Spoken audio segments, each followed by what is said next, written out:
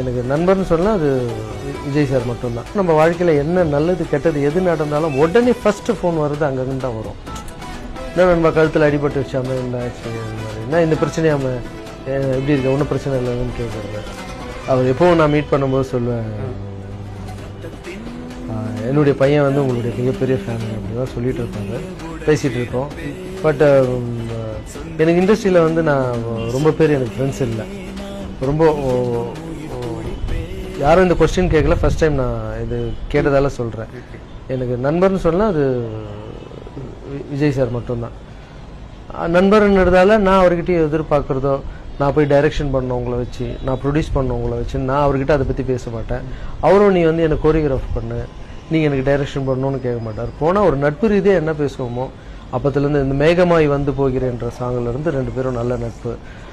அவர் வளர்ந்து வர பாதையில் நம்மளும் ஒரு ஆளாக இருந்திருக்கோம். அந்த தாம் தக்க தீம் தக்க சாங்கு. ஸோ அதெல்லாம் நம்மளுக்கு இது மட்டும் இல்லாமல் நம்ம வாழ்க்கையில் என்ன நல்லது கெட்டது எது நடந்தாலும் உடனே ஃபஸ்ட்டு ஃபோன் வருது அங்கேருந்து தான் வரும். என்ன நண்பா கழுத்தில் அடிபட்டு வச்சாம இந்த ஆக்சிடென்ட் மாதிரி என்ன இந்த பிரச்சனையாம எப்படி இருக்க ஒன்றும் பிரச்சனை இல்லைன்னு கேட்குறது. அப்புறம் வீட்டு ஃபங்க்ஷன்ஸுக்கு போகிறது வர்றது இதெல்லாம் வந்து ஸோ அதுதான். அதுக்குன்னு வேறு யாருமே நண்பர்கள் இல்லைன்னு சொல்ல மாட்டேன். நான் எல்லாரும் எனக்கு பிடிக்கும். பட் நண்பன்னா முக்கியத்துவம் கொடுக்கறது உண்மை என்னன்னா அவர்கிட்ட தான் நான் பழகிட்டு இருக்கேன். வேறு யாரும் நம்மளுக்கு அவ்வளோ